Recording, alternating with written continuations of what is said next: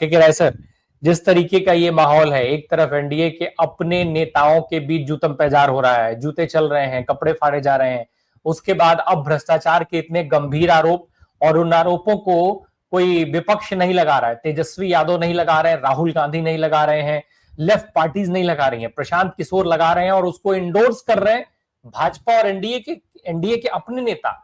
R K Singh कोई RJD के नेता नहीं है, वो जो नीरज कुमार है प्रवक्ता, वो आरजेडी के नेता नहीं है, कांग्रेस के नेता नहीं है, ये भाजपा के नेता, जेडीयू के नेता ही इन सारे आरोपों को इंडोर्स कर रहे हैं, सवाल उठा रहे हैं। क्या चल रहा है बिहार की सियासत में, ठीक है सर?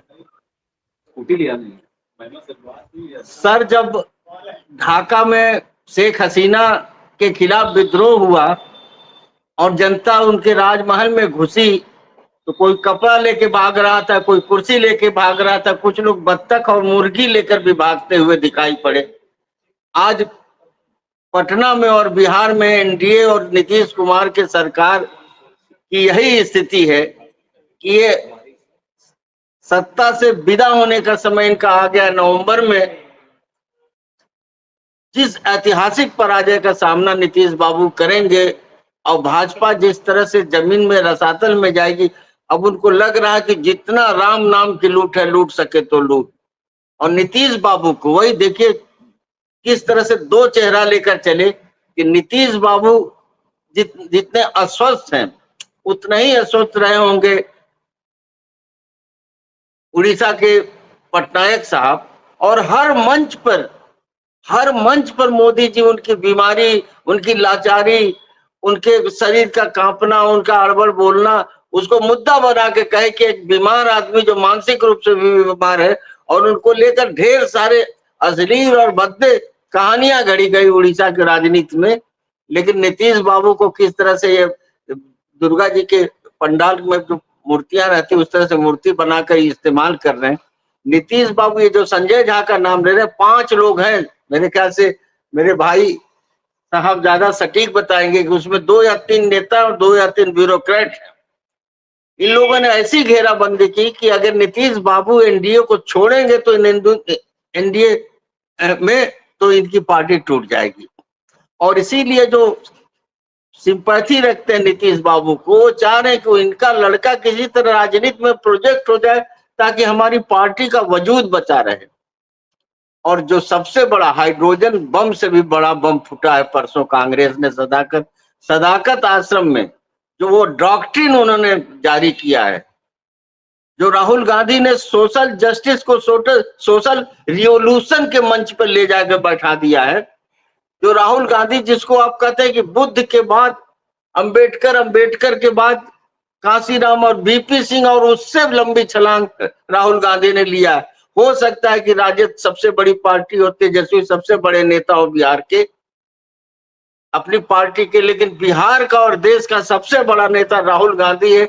ये जो चिंतन, जो एक नए भारत के निर्माण का जो पूरा ढांचा और सांचा खड़ा किया है कि समाज के आखिरी पायदान में जो सबसे दलित है, जो सबसे वंचित है, जो सबसे बड़ा बहुजन है, उसको सत्ता के शिखर पर हम कैसे ले, उसको इंपावर के। 2 चीज है, एक तो भीख है और दूसरा अधिकार है। तुम भीख मांग रहे हो कि ये फ्री कर देंगे, ये अनाज देंगे, या कुर्ता पहना देंगे, ये वो कर देंगे।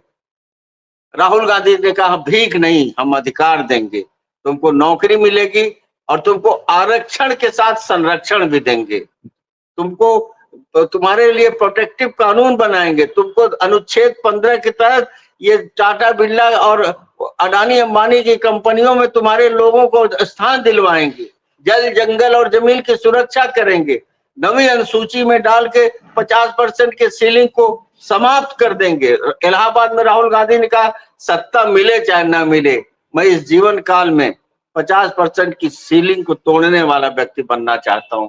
तो राहुल गांधी ने एक नया व्याकरण लिखा है। एनडीए में जो सारी भगदड़ है, उनको लग रहा है कि किसी भी, और इतना डरा दिया है उन्होंने ज्ञानेश गुप्ता को कि अब इनकी हिम्मत नहीं पड़ रही है वोट चोरी का।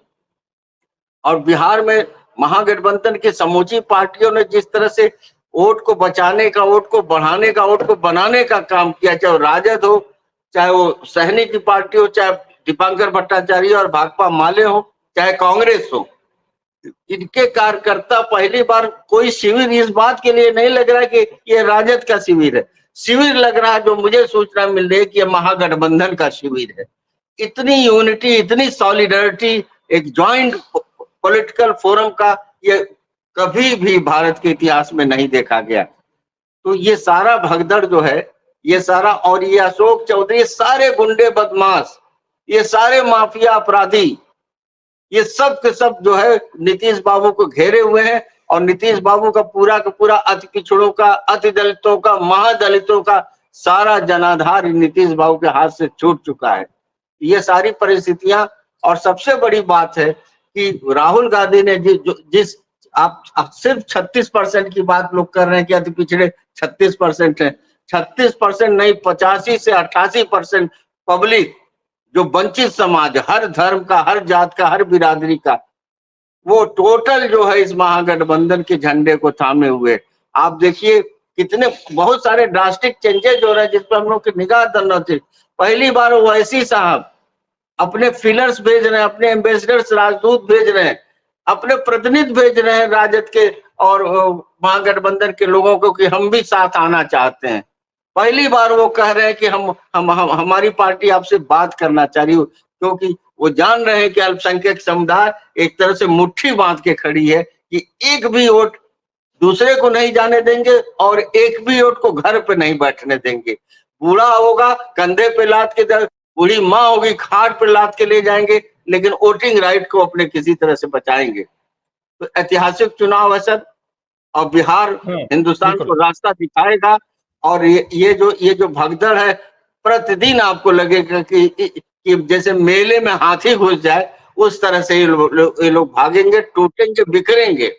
लेकिन है सर, ये जो पूरी बातचीत है, जिस तरीके से स्थिति बनती दिख रही है वहां पर, सत्तारूढ़ दल जो है, सत्तारूढ़ गठबंधन जो है, जिस तरीके से जूतम पैजार कर रहा है, मार पिटाई कर रहा है, आरोप झेल रहा है, उन सबके बावजूद भी मुद्दों पर नहीं आ रहा है। क्या इसको हम उनका डर समझें या फिर उनकी नासमझी समझें? वो मुद्दों पर नहीं आ रहे हैं, इसकी वजह क्या देख रहे हैं आप?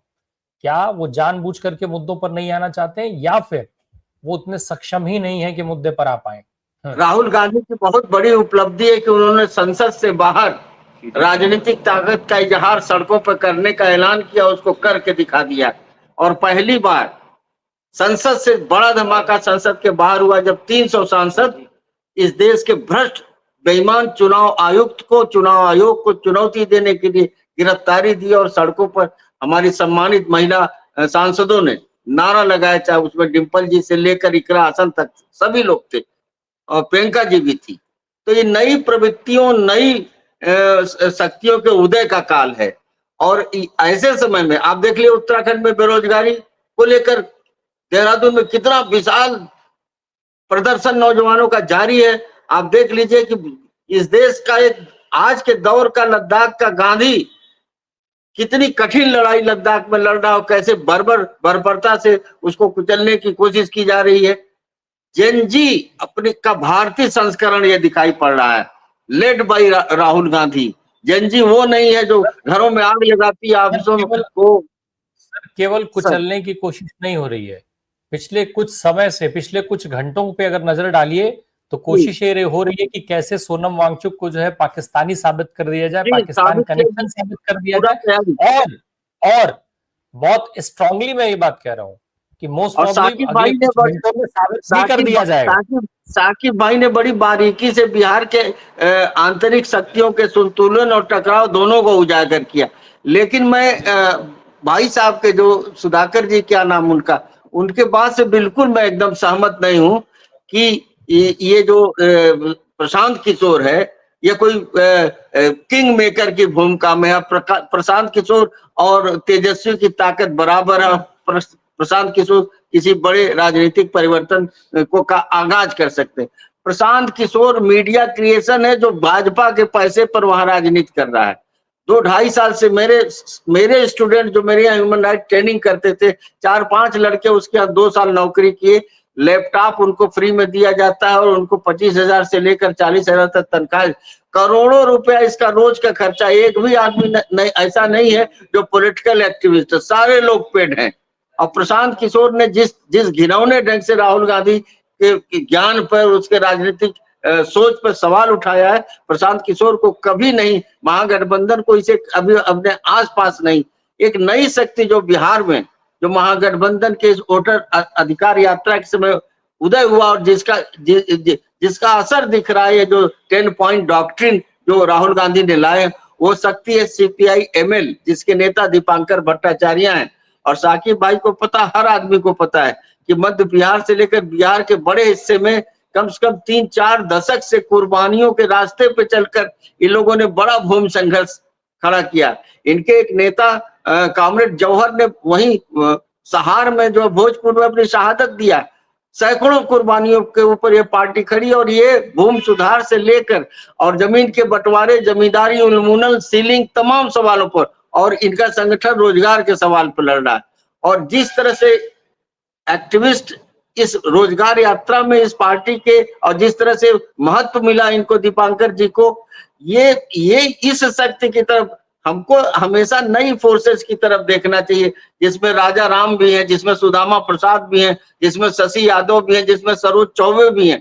कांग्रेस में भी देखिए, अल्लाह वरू के जाने के बाद राजेश कुमार जिस तरह से इमर्ज किए हैं, कांग्रेस का ट्रेडिशनल पॉलिटिक्स और लीडरशिप खत्म हो गई।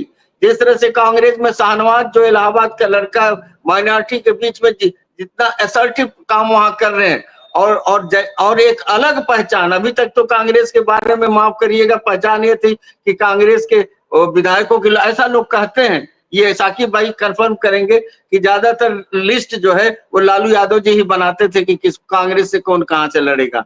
अब वो कांग्रेस नहीं रही, अब वो कांग्रेस सदाकत आश्रम वाली कांग्रेस हो रही है।